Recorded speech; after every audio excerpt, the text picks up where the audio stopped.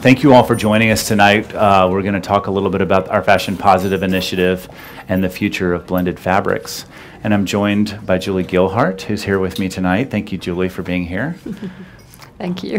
Yeah, and so thank you all for coming out on a weeknight to hear and learn a little bit more about our initiative. So really what I thought we would do is Julie and I have been talking for several years and about this topic, and it's really kind of culminated into this initiative that we launched last November.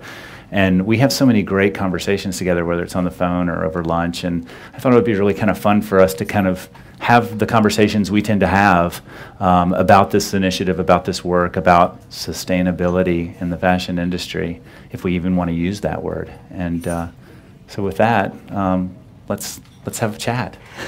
So I mean, the format, we'll talk, and then some more people will talk, and then you'll ask questions. So, and then think about your questions about, things that can. I always think a great question is a question that can impact everybody else. So think about that. And then afterwards, if you have individual questions, address those with us. We'll be here.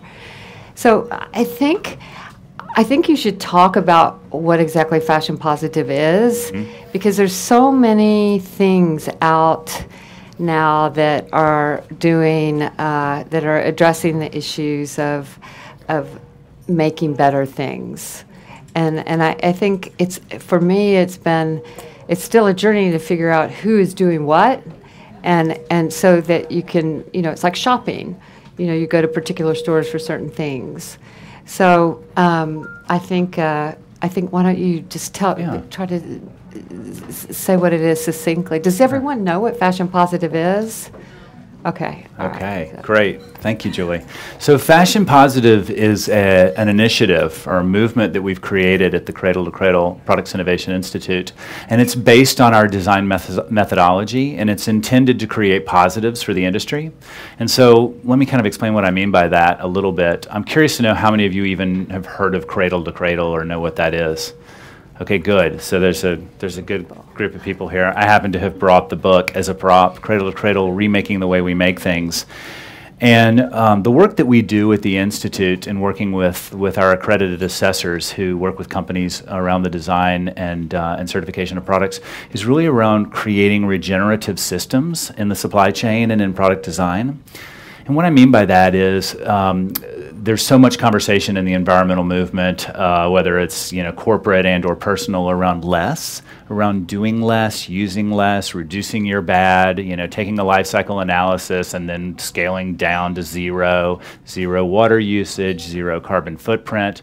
And the reality is that if you're moving in the direction of less, you're not always moving in the right direction, if that's your goal. And so, the analogy that we often talk about is if you're driving 100 miles an hour in the wrong direction and you slow down to 20 miles an hour, you're still going in the wrong direction. So Cradle to Cradle is really a way to create a system for positives.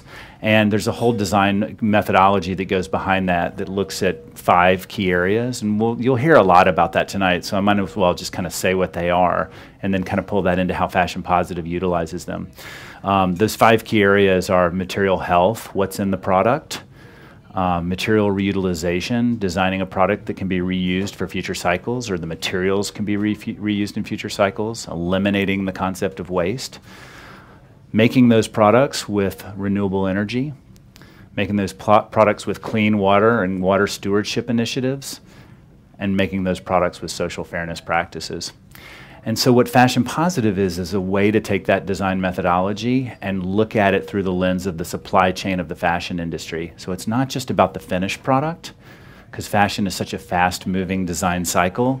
We want to go back and we want to make sure that the materials that are being used by designers are really high quality and are able to be a positive, that they have a regenerative nature. So that's the dyes, the fibers, the trims, the yarns, etc. We were talking about fast fashion because especially this month, there's been so much talk about, bad fast fashion. And but there's a reality to it that we're going to be 9 billion people on this planet. So that means that we're not going to really be able to slow consumption. I mean, we can do it personally, and it can make us feel like we're doing our small part, which, let's not forget the butterfly effect. It does have a certain energy. But, the thing that is interesting, which I've sort of pigeonholed fashion positive, is that you are fast fashion. You just have to recognize everything that you're doing. So it is regenerative. It's like this book. If you were to toss this book out, it actually will decompose into the earth. That's this one. Oh, that's this that is one. This is the biological nature. I know. And this is the feel the same. Yeah. This one is a recycled plastic that can be upcycled into future plastic. So it's upcycle. So technical yes. nutrient. Yes. Yes. And this is and the this one you can throw away and it'll go into the ground and you can grow a flower. So, but the thing that is interesting, that's a really good example because that is what really we're talking about is regeneration. It's that full cycle thing. So, when the girl tosses out her 15 pieces of H&M, can actually take that and redo it. And the process of redoing it can actually be a positive, because that's what we were talking about. Like there's really systems that exist now that there are whole systems where you can actually add to the planet, in terms of the way this supply chain or the processes go. So, I mean, that's a perfect world, but you can grow crops from maybe the water from the factory, and the crops can feed people, and so there's a kind of a utopian path that could happen. We just have to understand it. And I think breaking it down to baby steps is really important. I think that's what Fashion Positive can do, like talk about a specific thing like blends. Right. To blend or not blend. Yeah, that is the question. Well, Julie, I love what you were just saying about sort of that production can be a good thing, because the way we look at it in the cradle to cradle world is that rather than production and consumption being a negative thing on the planet, maybe we just have a design flaw. And the design flaw is that we're not making things in a way that they're giving back to a positive system. They become waste. I mean, the majority of the apparel that is created is going to end up in landfill. The majority of dyes and chemicals that are utilized in the industry end up in rivers and water systems. That's a reality, but it doesn't have to be that way.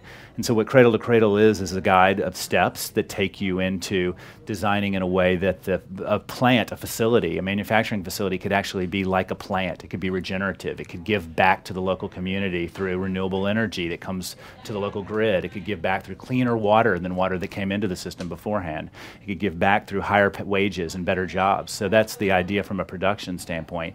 And then once those products are made and out into the world where they're being utilized, we want to ensure that once they have one useful life as a product, or one life or one use as a product, then we think about the continuous use of that product. So this jacket, I love this jacket, and I hope that I'm going to have this for 4, 5, 10, or 15 years, but what's going to happen to it when eventually it can't be a jacket anymore? Did Rag & Bone design this thing so that they cared that the chemicals were such that this could go back into the earth?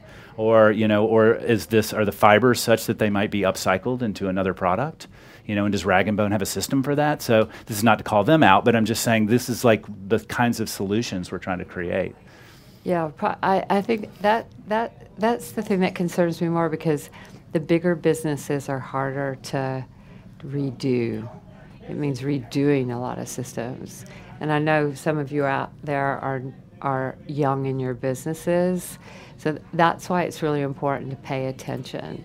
It's really hard to be 100%, but it's really good to at least maybe what you're doing, just create this space in your mind for how you might be in the future.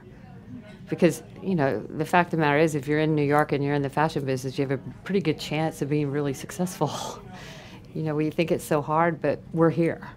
And so if you're here, you're already ahead of most of the game. So not to forget that. And also, too, don't ever think that if you're small that you can't make a difference. There was a great exhibition at the MoMA years ago, and it was high-low. And it was how all the high is looking at the low, and the low is aspiring to be the high. And in that is a lot of interesting things. So I love that, actually, and I think that one of the things, Annie and I just got back from Italy, where we were working with two of our brand partners, Mayette and Stella McCartney, and looking at some of the projects we're working on with them, and it really kind of hit me like, luxury actually has a really good potential opportunity to do a lot of the innovation, because the price points can be there for them to actually, invest in some of those fabrics, invest in those innovations. But once that innovation is there and we start to drive the price down, once those systems are created, that innovation can get shared. We talked to the guys at New Life at Salon Yarns that are doing upcycled polyester from plastic, which we're going to talk with Tim about that a little bit too, with his company Bionic. But you start to kind of see, okay, these guys are really investing in innovation, and this is an innovation that H&M can have, and Target can have, and Walmart can have. So, ta-da! That was really funny. It's time to stop. Okay. Good night, everyone. Thank you for being here. No, I thought you were going to get up and perform. Now my lounge act begins. Julie. I think it's time to introduce those guys. Yeah. Before we bring them up, I want to kind of talk a few more kind of points. Julie was reminding me, because I always get really technical and go into sort of the whole. But in terms of like keeping it simple and the baby steps, we've designed this initiative, Fashion Positive, with a certain way. So Cradle to Cradle is a design methodology, and it's a certification program, and it goes from basic all the way to platinum, and it's intended to be a continuous improvement model for companies. With Fashion Positive, we thought, there's a lot of initiatives and campaigns out there that are kind of a list you don't really want to be on. They're the lists that, are kind of calling you out for doing things they don't think you should be doing. And we feel like, there's no point in that, because everybody's trying to do their best to figure it out. Everybody's trying to kind of bring their own innovations or their own experience, or maybe sustainability, is not really that interesting to them. And so rather than punishing people, we felt like, let's create an initiative that could really demonstrate the best of the best and call it Fashion Positive. And these are the brands, these are the companies, these are the suppliers that are actually doing the things we think are the future. This is what the future looks like. And so Fashion Positive is a collection of brands and products and suppliers that are working with them to show this is where we're going next. So we've also created this revolving fund that actually gives out loans to the supply chain. So we're not just coming in and saying, you guys should optimize your products and you should innovate your materials. We actually have created a fund that we can actually give loans, small, below market rate interest loans, in order to make innovations, whether it's around water filtration, or whether it's around renewable energy, or perhaps it's around some of the chemistry of dyes. So that's one of the things we think is also unique. And it's not just for the big brands. I mean, we really want to work with all level of designers. So out of all of this comes a materials library, because every time one of these brands, whether it's Stella or Under the Canopy Portico or Loom State or Mayette or Belk department stores, once they innovate a material, a fiber or yarn, they've agreed to put it into this public library. And then designers can call us up and find this on our website, and we can start to build that library of materials. Okay. That's Fashion Positive. So we were talking a little bit about sustainability. How does Fashion Positive define sustainability? Yeah, I think that's a good question, because we hear sustainability kind of thrown around a lot, and when we have people say, oh, this is an eco product, or this is a green product, this is sustainable. And for us, it really kind of comes back simply to the cradle to cradle principles. Is this a product or material that can go safely back into future cycles, or is it going to end up in a landfill? Is this a positive nutrient or a food source for a new system? And so sustainability to us isn't just about using recycled content, or maybe eliminating some of your lowering your carbon footprint. It's really about kind of creating those positive systems. Maybe we should change it to like positive production. Positive production. Yeah, well, and that's it, because we feel like it's the intel inside of the future. At some point we're not going to be having these conversations, because it's just going to be the way things are done. Yeah. None of this will really be that interesting to the next generation. It'll be like, of course.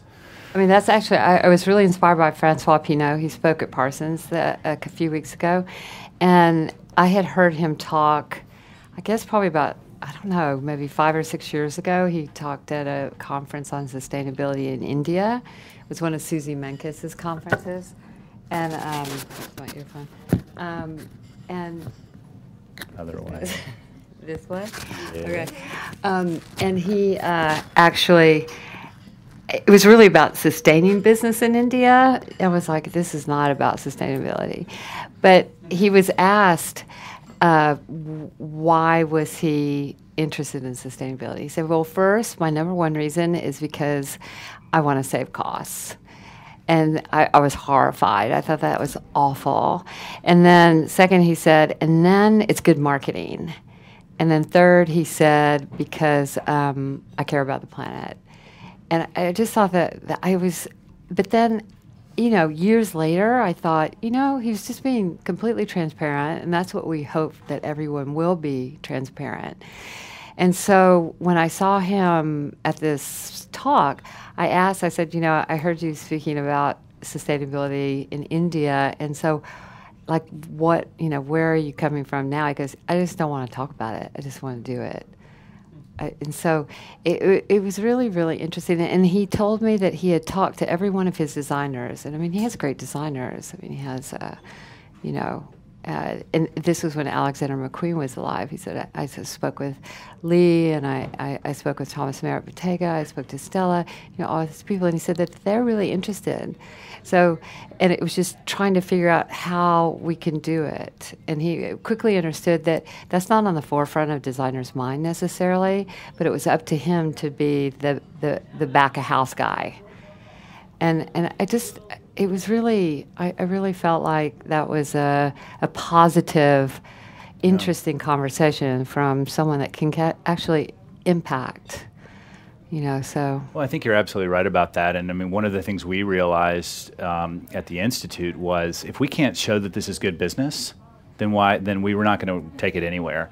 And if we also can't show the creative community, the designers, and also the consumers that this doesn't compromise anything about performance or beauty or style, and if we can't do that, then we got a problem. We have to continue innovating.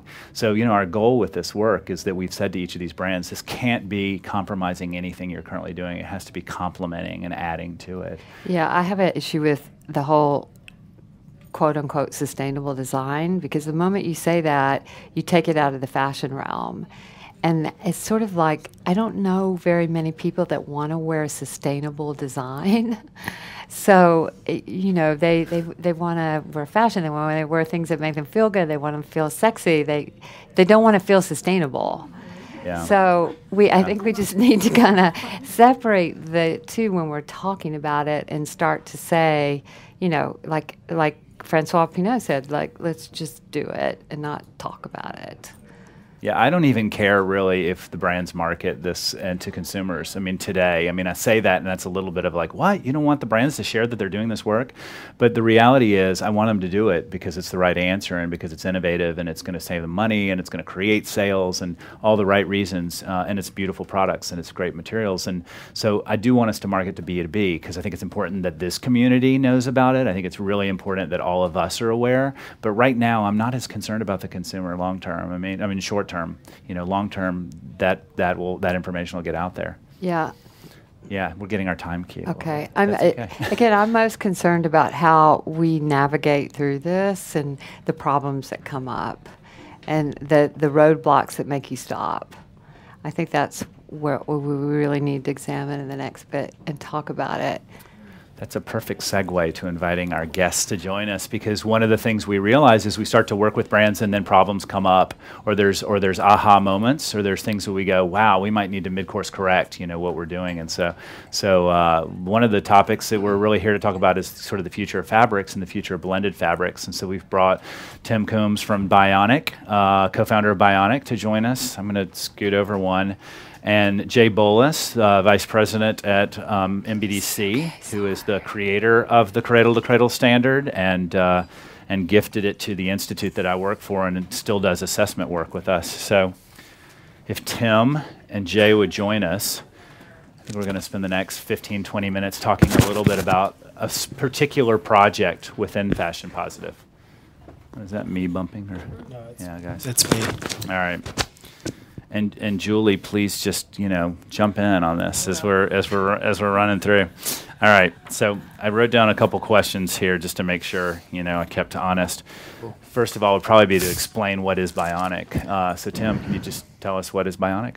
Sure, be happy to.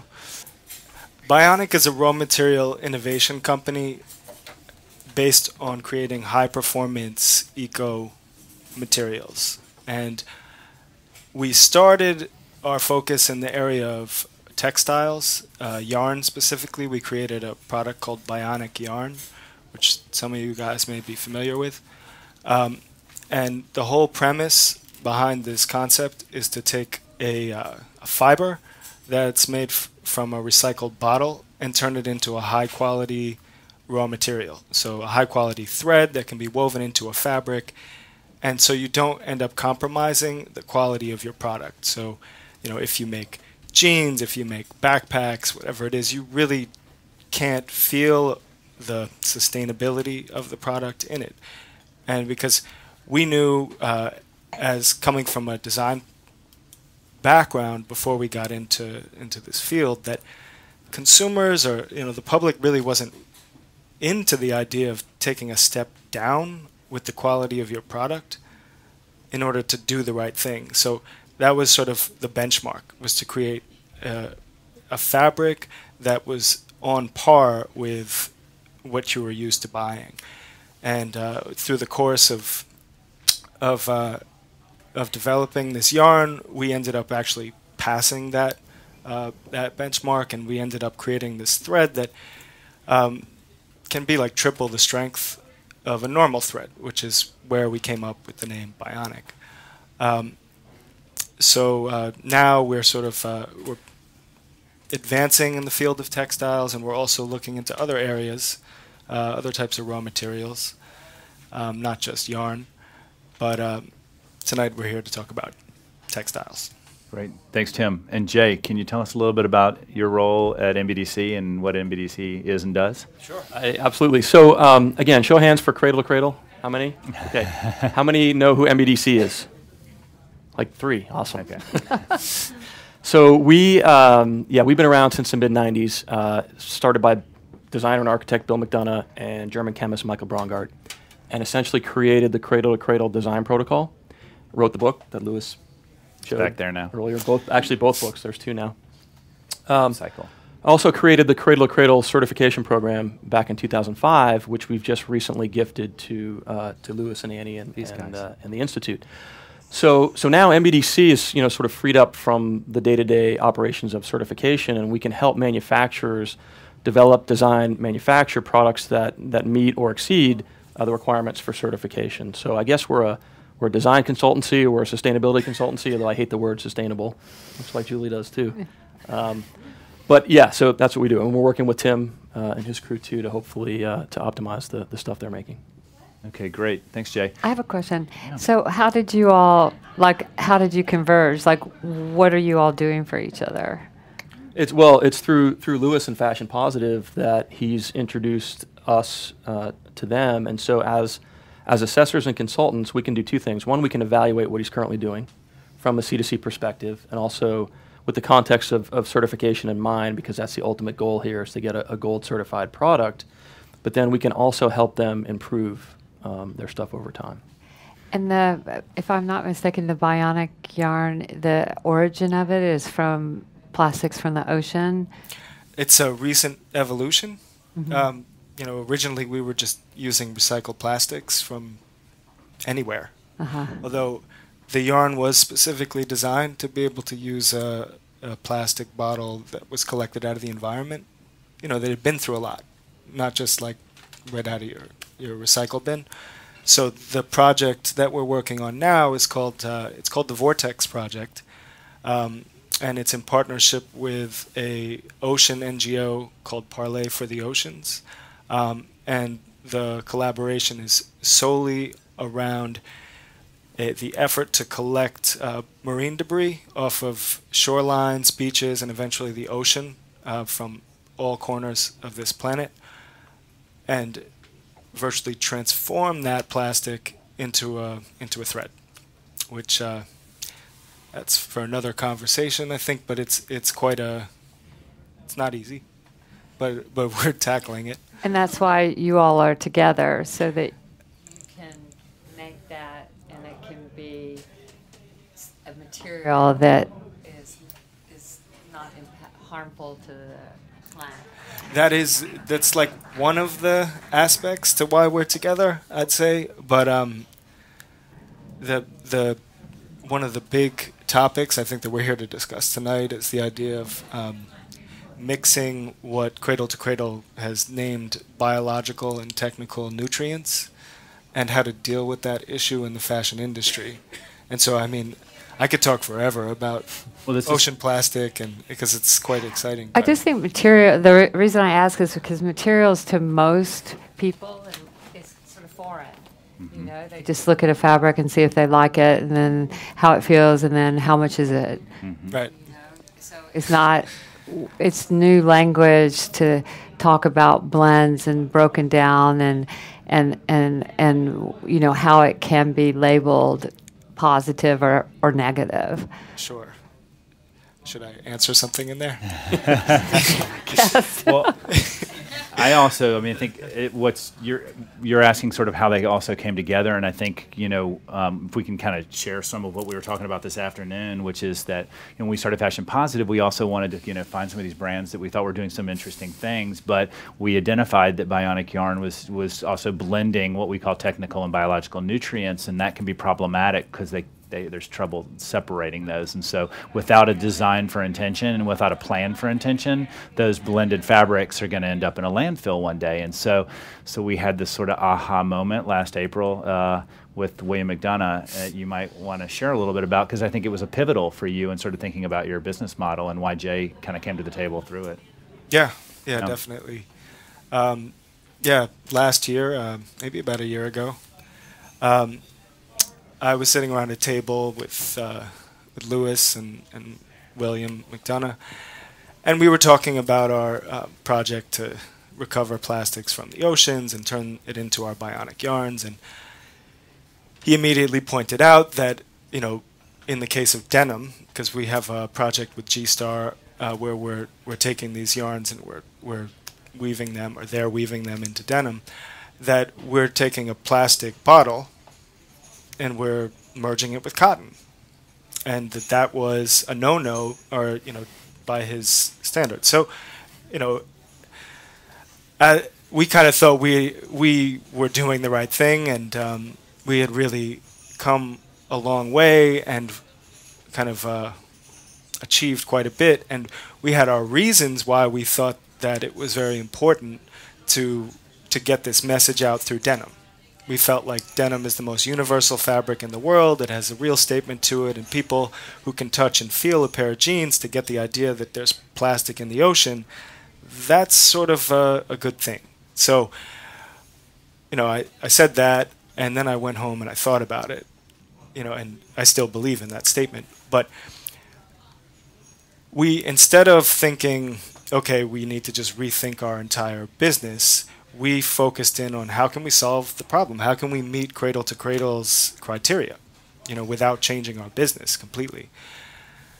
And so we were faced with this fact that we had to figure out how to reuse or upcycle is what Cradle to Cradle calls it, which for those who don't know means that you don't just take a product and recycle it once, or take a used garment and recycle it once. You can continuously do that until, theoretically, the end of time. Which, it's a big theoretical there, but the idea is like really progressive, and, we really wanted to rise to the occasion on this. So we basically looked at the different options, right? There were people who had like chemical solutions for separating polyester from cotton, and there's a number of projects in that area, but they're all sort of at a bench scale, or like a lab, a trial phase. So nothing's commercially available yet. And then we looked at another route, which is the idea that you can mechanically recycle these garments. So basically what that means is that you can take this shirt, which is a mixture of polyester and cotton, you can grind it up into fiber, and then you can respin it into a new yarn and engineer it in such a way where the quality is high enough where it can be continuously reused. So this was our solution. This is how we really tried to live up to the challenge that was handed to us that day. Jay, I think as I'm listening to this and thinking, is sort of your perspective from a Cradle to Cradle standpoint on this work and, working with Tim and his team around this? Yeah, great question. If I can say, if you leave here with anything tonight, leave with this, at the core of Cradle to Cradle is safe materials, perpetually cycled. And it's the perpetually cycled part that's really challenging for all industries and all businesses, but especially in Tim's situation where you've got a technical material, a biological material put together, so you can't compost it at end of life. If it was 100% cotton, you could. Can't really recycle it, like if it were 100% poly, you could. So now, what do you do? And, they stepped up to the challenge and said, okay, we're going to take responsibility for this, which is also kind of unique in this world where most manufacturers just make a product, put it out there and say, it's not my problem. But Tim, to his credit, said, no, it is our problem. We want to take care of this at end of use. We say end of use, not end of life, because stuff's not really alive. So at end of use, what are we going to do with it? And, to his credit, came up with a solution which, he'll probably agree maybe isn't the ideal one at this point, but it's one that works, one that can be shown to work and can maybe work at scale, while we hopefully together and collectively come up with the ultimate solution for this yarn at end of use. Yeah, absolutely. I mean, I think that was the idea. Bionic is really kind of very much about applied solutions, so what can be done right now, because the clock is ticking, and if there was a meter for how many metric tons of garment were dumped into the environment while we were all sitting in this room, I don't know, Annie, what would it be? Tick, tick, tick. There's a lot. Yeah, it's a lot. Yeah, but we're... So, the idea is, like, what can be done at this very moment without, like, billions of dollars of investment, without, just unrealistic challenges to fix the problem. And if we find out later down the road that there's a better solution, I mean, we're all about it. But until then, we want to make sure that we're responsible for not only our product, but we recognize that this idea of blends in the industry of like polyester and cotton or any synthetic or natural material it's not going away. I mean, it's not just us. I mean, it's every major brand and every factory that we run across. I mean, it's an industry standard. It's for cost reasons. It's cheaper to buy polyester than it is to buy cotton. It's for any number of reasons. So we just have to face reality that even though from a design philosophy standpoint, there's some things that can be fixed over time, right? We have to figure out how to deal with the problem that exists right here and right now. Yeah, I think that's well said, and I think the reality is, I mean, we're not advocating necessarily for the end of blended fabrics. I mean, the reality is there's a lot of reasons why we use them. You outlay a few of them around the costs. A lot of it is around performance too. I mean, we've seen some pretty spectacular fabrics that are blends of rayons with poly or silk with cotton poly, or throw some elastane in and it gives you the look you want in your jeans, so you look trim. And all these things are there for a reason. And what we feel like is the most interesting thing about what Fashion Positive can accomplish, and why finding a partner like this is so great, is this is the time when we need to roll up our sleeves and get really innovative and say, let's find the solutions, not the limitations. Let's create the positives. Absolutely. Yeah. Any more questions? Yeah, I'm sure I do, but I'm kind of getting excited. So I think one of the things I know when we were talking earlier today is you did a little bit of research when you were trying to figure out the solution, and there are some pretty interesting innovators that are out there, some small companies and innovators in various parts of the world who are looking into chemical and recycling. And like, what did you find about that, and why didn't you go with one of these, or where are they? Well, yeah, we spoke with 2 or 3 groups who had come up with different inventions for separating the cotton or cotton from polyester. It was like a chemical separation process where they take a fabric, they chop it up, they dump certain chemicals into the mixture, and then the polyester gets separated from the cotton. And everyone sort of, when we got to the point where we were like, when we asked, when can you prove that this is going to work on a mass scale, everyone said, we don't really know. And so that's where we kind of went the other way with it, because generally we're in order to affect the environment, we're always trying to partner with like brands that their commitment alone can hugely change the trajectory of things. And so you have to be ready for a brand like that. And so when you're in a pilot stage with things, it makes that hard. So we looked, you know, it's not to say we discount anything, any of the work that's being done, but we want a commercially proven solution, at least for now. Well, and it's going to take everyone. I mean, it's not going to come from necessarily one place. There's a lot of different people working on different solutions. Read in the last month, you probably saw that Kering and H&M have partnered to work with Worn Again on recycling textiles and upcycling textiles. And so that's one of the innovations that's emerging, and I know they're working and investing and getting there. So I think like the more the merrier. The more people that are trying to solve these problems, the better. Absolutely. Yeah. I mean, I'm going to bring this up because I know there's some people thinking about it, but it was kind of great that, you know, Pharrell could step in and talk about that. And, you know, that's something that I think we need a little bit more for, you know, famous people to start talking about it.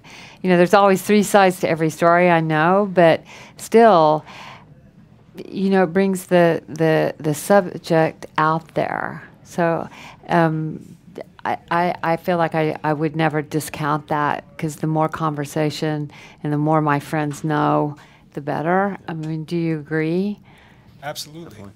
Yeah, I mean, if you're asking me whether Pharrell has done a great service for the cause, absolutely. Yeah. And you know, I think, I mean, he's been a partner in Bionic Yarn since 2009, since we really hit the market, and for a company like Bionic, who is not DuPont or a mega, you know, billion-dollar textile company who has like advertising campaign dollars, Pharrell was a huge asset for the company to have, especially as his career really took off. And I think, you know, he has kind of grown, not just in a career sense, but in working with us, he understands where we're coming from on a lot of issues, and so it's interesting to see him speak on the company's behalf about you know, what we think and what we feel and what he feels on the topic. And I think that, you know, he can reach broader audiences than I can, or that, you know, than a lot of people can, just because of the nature of what he does. And I do think that it would be helpful if more influential people such as himself stepped up to the plate. But we have a unique circumstance. You know, it's I mean, he's part of the company, so not every textile company or brand has that. But I agree with you, absolutely. Yeah. That's great. Shall we open it up to some questions? I think so. Great. All right. Hi. Hi, and if you would say maybe who you are, that would be helpful to the team Susan too. Joy. Hi, Susan. Hi. So can you talk more about the fabric that you're actually making that is cradle to cradle? Like, if you're mixing together like all these different fibers, what is the end result? And is it only with Bionic Yarn, or is it with multiple other blended fabrics? The blended, basically the project in which we're recycling garments into new yarns. That's what you're talking about. Yeah. This project is not on the market yet. We've only done 2 trials so far. We've got a little ways to go before we're ready to release it and make it like available. don't know if that answers your question. But part of it also is, when we were talking today, is part of the attempt would also be to mix in other types of materials as well. If Yeah. you can talk, I don't know if that's proprietary or what. Yeah, a little, but Yeah. I mean, basically the idea is that, part of the Bionic's whole design philosophy is that we engineer performance into a recycled product. That's like our secret sauce, if you will. And we figure out ways to do it. You can see some of our yarns online to get a sense of what I mean by that. But in the case of this particular yarn, we're looking at different fibers, natural fibers that are not commonly used in textiles, that have sort of inherent strength that would lend itself to improving the quality, because the problem with when you chop up a garment like this or any garment is you don't get the same quality cotton as you would like picking it from a field, and so you're working out of a hole already. So you really have to struggle in the design of that product to get it up to a level where it can compete. And we're still perfecting the formula. But you may have to add other fabric fibers. Absolutely, Right. you must. Right. It's by itself. It's not realistic. Right. Yeah. Great. Right here. Hi. I had a two-part thing. Should it be close or? I think it gets you if it's over your head, right? Right, Ryan? Hawk? Hi, Hawk. I'm Rachel from HelpSeek. I had a two-part. I just wanted to make a comment because I feel that it is really important that we talk about how we're making clothing more sustainable and that it not happen behind the scenes. And I don't think there would be as many people in this room tonight if it weren't becoming a big conversation.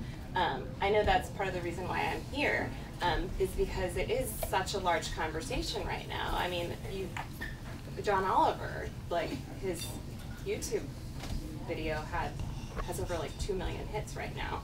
So people are listening, and I think the consumers do want answers, which is fantastic that you guys have been working for so long to, like, you almost have these products that are ready to go, and I mean, that's incredible. And I'm just really happy to hear your process, and I totally agree that more celebrities should get involved. It's so fantastic that Pharrell has backed this. I had a question about, I just read today, and it jogged my memory, and I'd heard about it a few years ago, Modern Meadows, the leather. They're taking biopsies of cows and making leather, like in a test tube, essentially. Are you guys exploring any of that sort of stuff? If you plan on it, I know that's probably totally different science, but It's sci-fi. Yeah. Yeah. creepy. We are aware of that. We've read about it. Jay, have you looked into that at all? Yeah, no, we don't have a client today that's doing that, but we're aware of what's going on in that space. And if somebody came to us and said, "Hey, help us make this C2C," we could do that. Just to comment on that, Parsons are students that are growing textiles. Wow. They're starting to. So it's something that we're definitely going to hear more about. There's people in New York doing it. So, but to address your question about sustainability, I'm thinking more mass. When I think the conversation is not that we shouldn't talk about it, but there's just that fine line of letting it get into the way of the purchaser.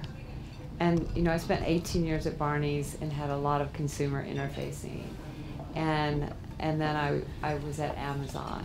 So I feel in my heart of hearts, I go back to Francois Pinault and think, let's just do it. Let's talk about it when it's appropriate to talk about it. But we'll lose more people, I feel, at this very fragile time. So we just have to watch it. It's just be aware of when you can talk a lot and maybe when you need to talk a little less. So, and there are no absolutes here at all. Very few things are 100%. So I think we have to own that too. So, but I'm fascinated with growing textiles. It's wild. Yeah. Yeah. So. There's somebody in the middle right here. Right, you right here. Speaking on talking about the consumer, about sustainability, if you're a brand that has the recognition, you're not a mass corporation, but you kind of have the voice, do you think that it becomes something that you, if your customer isn't accustomed to hearing it from you, but all of a sudden you're making this shift, it's going to change your prices, it's going to change the way you do business. Do you let the consumer know this, or do you just do it? You know, it becomes a balance of, okay, you know, it's something that you might have been able to purchase for a certain price point now is a little bit more expensive because we're making an internal change. How do you make the customer aware, but not say it's sustainable, or what we're doing is for the better, it is upcycled, and all of those things? You know, what makes the balance of sustainable, but also putting it out there? I feel like people are interested. Yeah, no, I totally agree. I think though that we're in the business of wearing things. So you have to first think, why does someone want to wear something? And it usually boils down to good design and fashion and desire. And all those other things, the customers, you know, I think hesitates a little bit, because I would love to say everything I wear is vetted, you know, but it's not. I mean, I want that thing. I try to buy from people I know, and I'm lucky because I'm an insider, so I can say I know that person, I know there's potential there, so my dollars is not going to go to someone who doesn't care. So I kind of do it that way. It's almost impossible. So I think that, you know, I think transparency is going to become critical. I mean, there's people, they're giving cell phones to factory workers and giving them free and paying them every time they take a picture. So we're about to go into a world of like a lot more transparency. So my advice to everybody is just be ready. Be ready to talk about it. So I hope that answers your question a little bit. And I'll add on that too, because I think when I said earlier, like, you know, I don't even care if the brands talk about this. I think that's I don't know if I said it that way, but I actually do care, and I would love it if the brands would talk about this. But I don't want to do it if it's going to compromise what they're trying to get across about that product, or about their brand or about their image. I don't want them to compromise it and feel like they have to sell cradle to cradle into it, because that's something that they're required to do only if it's appropriate and it feels right. But to validate both of these 2 points about consumers, I mean, we've been talking a lot with retailers who are saying, look out, we are so investing in the next generation. We recognize that it really is about transparency, and all of these things that are trends on the fringe now are going to be mainstream. And so we want it, and so they're talking to companies and organizations that are doing things like us, because they're really interested in saying, how do we get ahead of that? Because because the consumer, the millennial, you hear, you know, we're kind of tired of saying that, but we'll keep saying it. You know, this next generation is really not going to believe you when you tell them that you're doing the right thing. They're going to need some verification. They're going to need a trusted party to say, yes, this is trusted because it is, you know, part of one of these standards, or it's verified, or somebody else has vetted this. So, yeah. I also want to just comment on the cost part of this too, because there is this perception out there that to do this work it's going to make the product more expensive, and that's definitely not always the case. I mean, we have lots of examples of working with manufacturers in the textile space where it's actually saved them money by switching the chemistries out in the dyes, for example. Yes, the dye pound for pound is more expensive, but you use less of it because it's more effective. It's not toxic, so you don't have to worry about your discharge and your permits and all of that. Your workers aren't dealing with hazardous chemicals anymore, so worker sick time goes down, productivity goes up.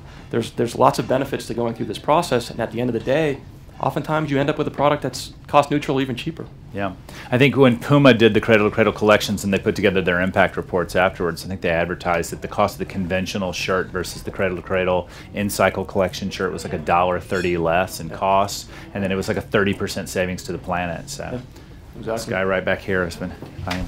Yeah. Hi, I'm Steven, and I work in production. One thing that I'm noticing a lot with younger designers and emerging designers is the struggle to meet minimums in fabrics. So like right now we're struggling to get the quantities to get conventional fabrics.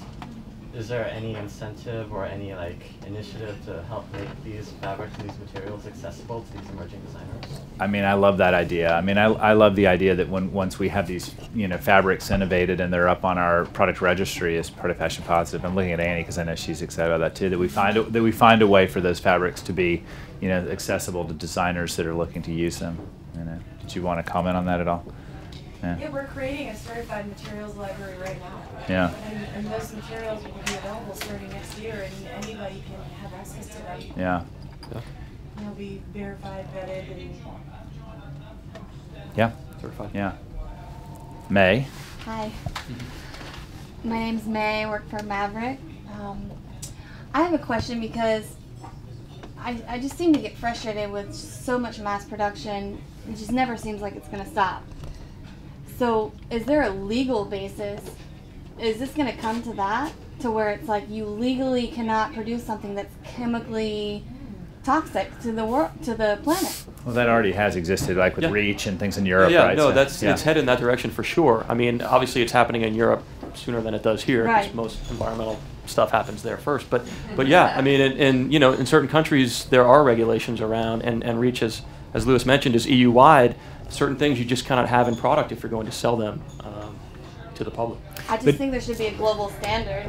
I agree with that, but it's interesting because when we were in India last couple weeks, a month ago, we were sitting down with a family-owned business. It was a textile company out of Mumbai, and they were saying, you know, one of the problems is because they were sending all their fabrics to be dyed down in the south, down south of Bangalore. And they're saying one of the issues, though, is that some of the standards will come in and they're not solution-based, so they're based on restricted substances lists, and they'll say you can't use this, you can't do that, and so they'll come in, they'll see that something's happened that, you know,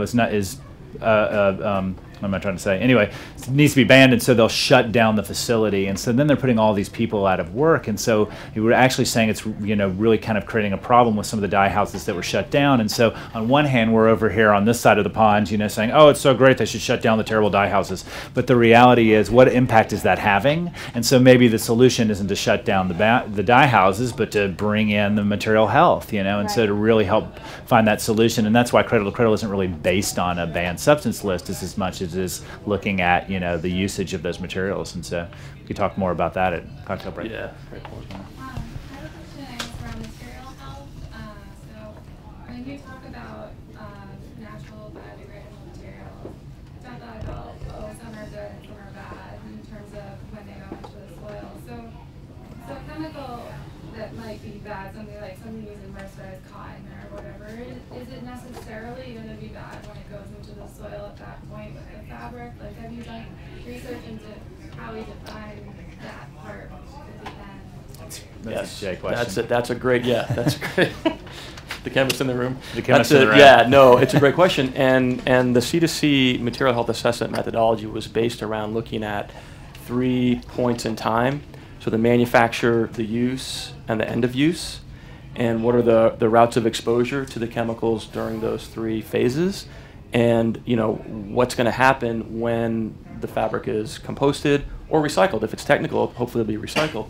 But you might potentially be exposing your workers to chemicals during the recycling process as well. So yeah, we look at, is this okay for the manufacturers, for the users, and then end of use. If it's composted, what's going to happen when it enters the soil? So maybe take one more question. I know I've seen your hand, and then let's make sure we talk afterwards. Come up, yeah, because we want to make sure. So right here, yeah. So I have a question about the process of turning plastic bottles into yarn. I've read that it's very chemically heavy. I actually think it was in the Cradle to Cradle book, and it kind of was cast in a negative light. So I want to know if that's changed, if the process of turning it is safe. Yeah, absolutely. We run a huge amount of tests, restricted substance tests for all of our clients. It's probably the biggest line item in our budget, like next to salaries, is testing. So like before we ship a yarn, especially because it contains bottles that were adrift in the ocean a lot of times, every client that we work with has like a list like this long of every single possible substance that they could possibly think of, any chemist that they knew who thought of a new idea of something that might be in there that we have to test for. So, yeah. I feel like I would be remiss to Jay if we didn't let him talk a little bit about antimony, which is important. Only in the sake of something that Cradle to Cradle does call out. So you may be speaking about the heavy metal catalyst. So when you talk about what was said in the book Cradle to Cradle, specifically we were talking about PET bottles going into yarn, and the issue there is a toxic heavy metal catalyst called antimony trioxide, which is present in pretty much all conventional PET at about 200 to 300 parts per million, and that carries over once you go from bottle to yarn. So yes, you're recycling and you're using a recycled material, but you do have this legacy catalyst left behind, antimony trioxide, that's a suspected carcinogen, that's going to end up in the yarn. So, it's sort of this question of, well, are you better off going virgin polyester without antimony, or using a recycled material knowing that you have this antimony coming along for the ride? And I think what could get interesting is one of the... So,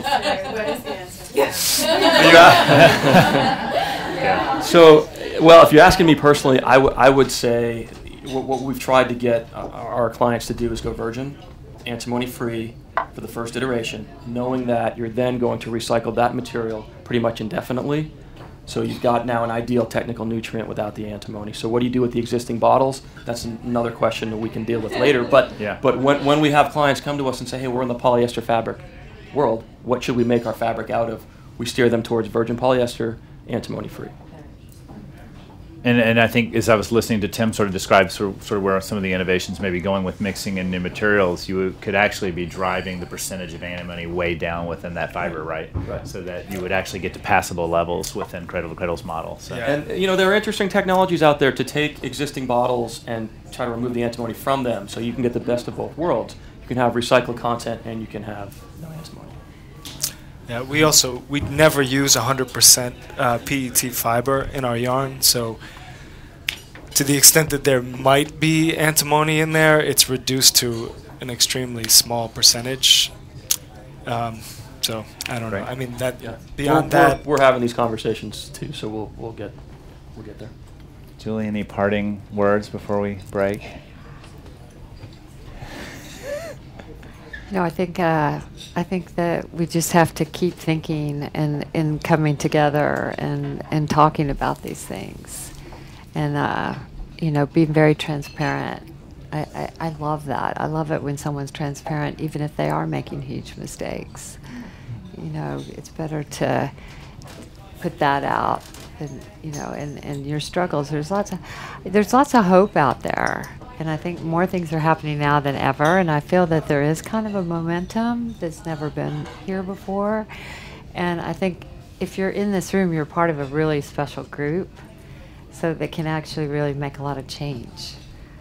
So hopefully when we come together, you'll bring someone else into this and start the conversations, and that's how a movement happens. Thank you all for coming. Thank you all. Thank you.